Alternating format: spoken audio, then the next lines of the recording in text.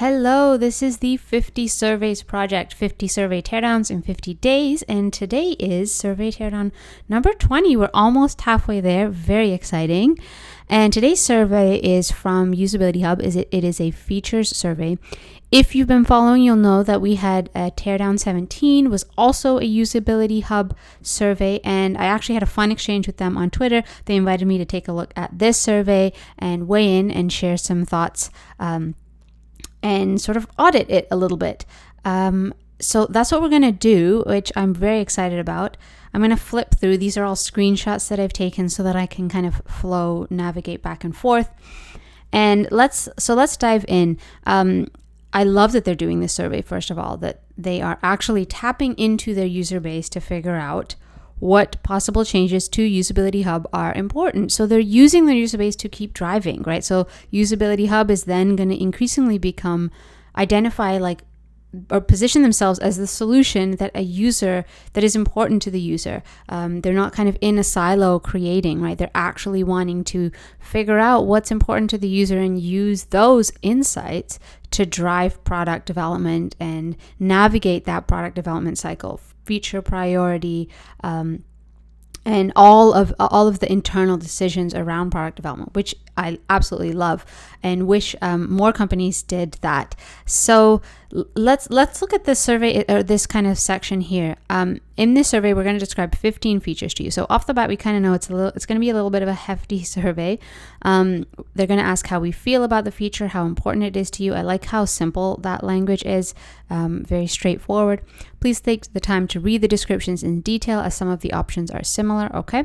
Once you're done, we'll send you a link to where you can claim your credits in your UsabilityHub account. So awesome that they're actually rewarding and encouraging or incentivizing people to take the survey, right? So a huge respect there that this is you giving up your time, and here's an exchange, a token as a thank you. And I love that what they're giving as a thank you is credits, right? So it's an Amazon gift card works too, but if you can, I always encourage clients to, where you can, give them something from your product line, and just kind of, you have it. If you have that at your disposal, If you have it at your disposal, it is it's just such an easy way to gift them and thank them, and it's at your fingertips too. All right, so let's dive in. All right. So the setup of these questions is very similar, all of the 15 features. We're not going to go through all of them because I wanted to stick to a couple and really kind of dive deep. So first they have they have feature idea, then they have the actual feature, and then they talk through a bit of a quick description of what that feature is. And then I'm going to come back to that. How would you feel if we had that feature? And they have a 5-point scale to answer. And then how would you feel if usability did not have this feature? Similar 5-point scale. And how important is this feature to you? Scale of 1 to 9, not at all to extremely important. So that's the same kind of breakdown. You'll see this jumps into the next feature here. So the same breakdown for each of these each of these features. So let's take a closer look here, right? So there's no image here, there's no picture, there's no context exactly of what this could look like. And what we do have is this text. Now, let's go ahead and read it. So, allows test creators to qualify candidate participants by asking them one or more questions about themselves, and to screen out candidates who are not representative of their target audience, available to use on the panel or self-recruited audiences. Now, UsabilityHub is a platform for user research. And this is written in a way that feels very research heavy. Like, if someone isn't research minded, or even if they are, it's a little bit of a clunky read. So you have to read it fairly slowly to digest what's happening. Okay, so I can understand screener questions. I know the term. Allows test creators to qualify candidate participants by asking them one or more questions about themselves, and to screen out candidates who are not representative of their target audience. So it does take some thought here, right? And the reason I'm calling that out is because we want to always use language where possible that's plain, like just accessible language. The more that we can make it, the easier we can make it for someone to understand what we're talking about, the less friction is introduced in them understanding. And so then they can focus more on answering the questions that we have to ask, especially because their ability to grasp what we're saying here is important for them to hit continue and let that information go and apply it to these following questions, right? So we don't want them to skim. We actually, if we've decided that this bit of information is important context for them, assuming they might not be super familiar with the term screener questions, making this accessible is really, really important. And that can be like using some kind of visual, maybe a mock-up. And I would actually encourage, so my suggestions for this in terms of getting quality data are actually to not position the feature and then ask, do you feel good if they had it, and how would you feel if they didn't have it? Because this is this kind of data it's sort of like asking people to have a hunch, right? Like, how would you feel? How would you feel about this? How would you feel about that? And it's nice and tidy in that it's all going to be tied. You're going to get results tied to this particular feature, which is very kind of ordered, right? When you're collecting a lot of data and you've got 15 features, the more that you can have the data tied to the feature when you're collecting it, it feels better, right? There's a lot of ease then in the analysis and kind of grouping of data. But what's happening here is that it's very it's a very like fluffy question, right? How would you feel if they had this feature? Well, maybe I would like it, but am I going to use it? Is it something that I would use? Do I fully understand the nuance here? Can I apply this to a context that's relevant to me? And that would require understanding it well enough that I can apply it in my mind before I jump to this next question. And then the alternative, like, how would you feel if we had this feature? How would you feel if we didn't have this feature? So all of these are hypotheticals, right? They're future focused.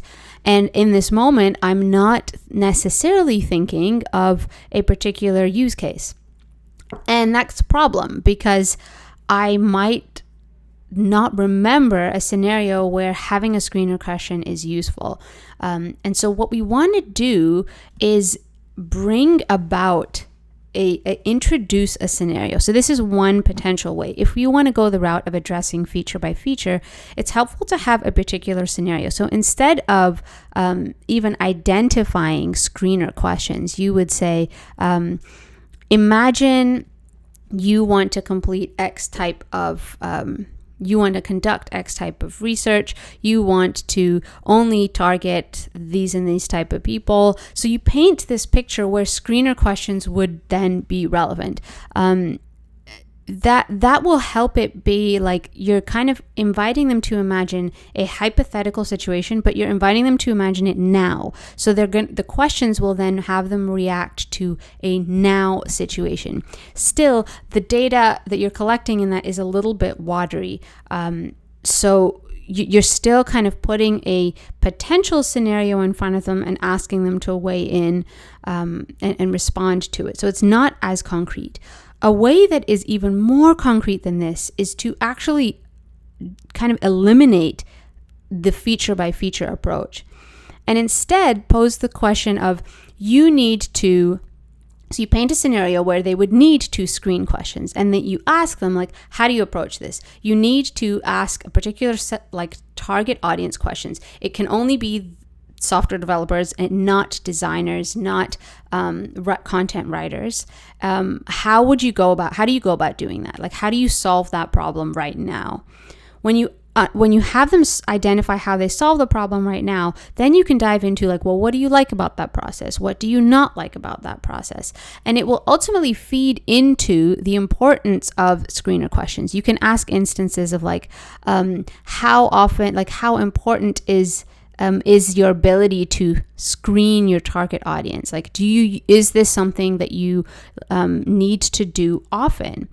Because what you're doing there is you're getting a temperature that's stronger than a feeling, right? You want to identify how often they run into this problem. I was actually in a Twitter conversation the conversation the other day with Rob Fitz. If you haven't heard of him, check him out. He has a book called The Mom Test, which is great, and it's on kind of this exact thing, like how to validate a product idea when most people are lying to you, because they just will try to please you or say a positive thing or the right thing. But he goes into the nitty-gritty of like how to navigate those conversations. And this is kind of this approach of like product market fit, right? Because we're trying to figure out, what is that feature hierarchy? What features are important? What should we prioritize? What does the user base really want?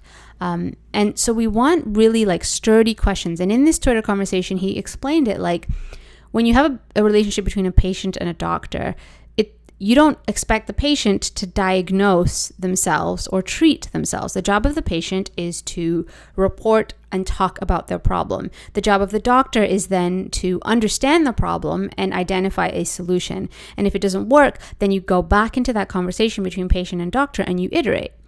And the same rule applies here. So the customer is less likely to know what they need as a solution, but they will know everything about the problem that they're facing. The better you understand the problem that they're facing, and the better you grasp what their limitations are in terms of how they solve that problem right now, like how do they approach doing this without screener questions? You know, the better you dissect that and you can understand like how big of a problem it is for them, that will feed into, well, oh, okay, here's a solution that UsabilityHub has now that can respond to that exact problem. So we want to really steer clear of asking the customer to identify their potential use of a solution and have them really focus in on how big or small or impactful the problem that they're facing is, and that is tied to the feature idea that we have as that solution. So what that'll do is it'll take out these hypotheticals, right? We'll get data that's not grounded in a feeling. How would you feel if we had this feature? How would you feel if we didn't have this feature? Doesn't really tell you much about usage.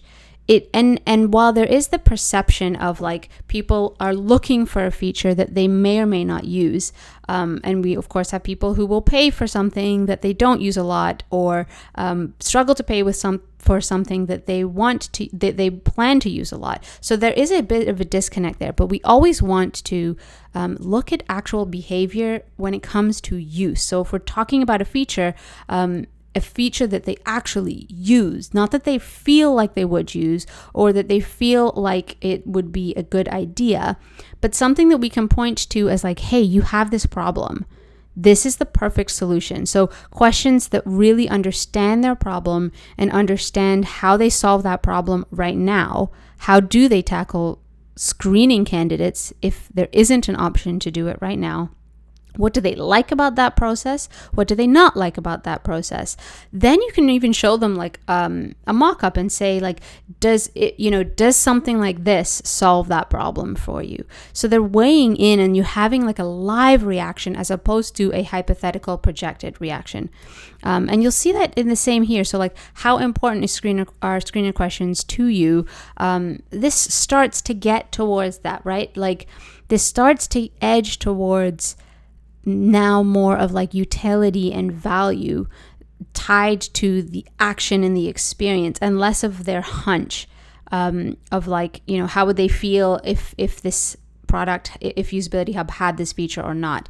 So this is a better question, I would say. It's starting to edge more towards data that is stronger, right? So like, how important this is to you. We could also ask something like, how often do you use screener questions? And these wouldn't have to be exact, but you can have buckets, or you can collect that data and draw it directly kind of backend and analytics, like how often people using these using screener questions. But this is something that, this is a much better question, because now we're talking about actual usage as opposed to kind of the feeling that they have. Same goes here, right? So next feature here, card sorting. Want to make sure that people are aware. So if we're testing these ideas, do people know what card sorting is? Does the audience know? Is the audience just researchers? Are they people who know enough about user research that they can flip through this and understand these concepts easily, just so that understanding them doesn't become a barrier. So allow test creators to ask test participants to organize topics cards into groups. UsabilityHub cards sorts would be unmoderated, no intercept questions or think aloud protocol, and include open and closed sorting. So it's a lot of like research heavy language in here, which might be, it depends on the audience. But I do believe that even when you have a more sophisticated audience, inviting them to participate in a survey, just the more simply you can put it, the better. And again, here you can see there's an opportunity to like not have them understand the feature. Paint a scenario where the feature would be valuable, and it invites them to put themselves in the place where like, oh, I need to solve this problem. How do I solve it? Oh, I understand how card sorting works. And gives them like a reaction right now that you can then poke at and ask about in your follow-up questions. I hope that's helpful. I know that, it does take a lot of legwork in the beginning to identify these, and that's not at all to say that the legwork didn't happen here. Often, these questions are part of like a much larger, like a system of methods, right? So I imagine this survey was layered in perhaps with interviews and other qualitative, quantitative sources as well. But it really is about looking at like how comfortable are people answering questions like these. One of the easy things that you can do is like kind of UX, you do a usability test on your survey itself. So grab someone from your user base or close to and have them go through the survey. That's going to be, there are definitely survey best practices and principles and a survey design methodology to follow, but there's nothing like a usability test on your usability survey, just to have folks weigh in, and one, from the lens of being able to answer, and two, from like, is this getting the data that you want, right? So there is the feeling and their experience, and there's also their usage, and how accurate are they in their ability to answer a question like this. Hope that's helpful. And survey teardown 20. I'm excited. We're almost halfway there. If you have any questions, any comments, any surveys of your own that you've bumped into on the internet, you know where to send them. Drop them in the comments or find me on Twitter. And I will see you next teardown tomorrow. Bye, guys.